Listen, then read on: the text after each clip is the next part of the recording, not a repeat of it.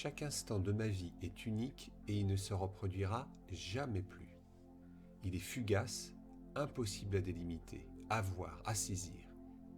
Et pourtant, toute notre vie va découler de cet instant précis. Ce que je vais penser ou faire à un instant va influencer l'instant d'après et ainsi de suite. Et comme je peux me voir avancer pas après pas pour parcourir un chemin, je peux voir ma vie se dérouler instant après instant pour construire mon existence.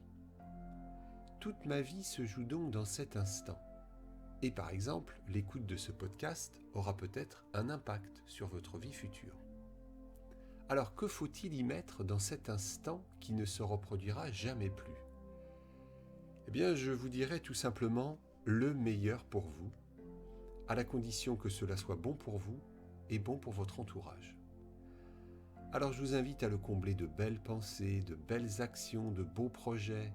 Écoutez des musiques qui vous détendent, vous emplissent de belles vibrations de bien-être. Lisez, informez-vous d'informations positives et constructives. Je vous rappelle qu'une partie de notre cerveau ne fait pas la différence entre le réel, le virtuel, l'imaginaire et le symbolique. Donc toutes les informations stressantes que je vais recevoir par la télévision, la radio, Internet, et sur lesquelles je n'ai pas le moindre pouvoir, vont générer de l'angoisse dans l'instant que je vis.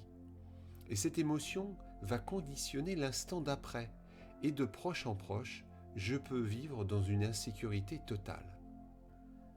Alors les informations que je vous invite à emmagasiner, qu'elles soient visuelles, lecture, peinture, auditives, musique, podcast, information, ou les choses que vous faites, jardinage, bricolage, peinture, poterie, se doivent d'être génératrices de bien-être, de sérénité, d'acquisition de connaissances, de partage, d'amour, etc., etc. Il y aura suffisamment de situations stressantes et non désirées pour que vous fassiez le choix de mettre le meilleur dans l'instant présent.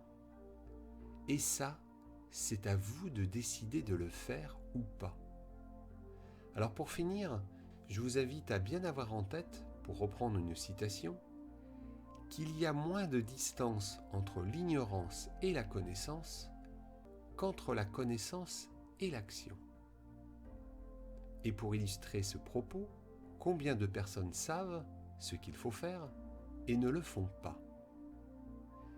Votre vie se dessine à chaque seconde qui passe, et c'est à vous seul, de faire le nécessaire pour y mettre ce que vous souhaitez.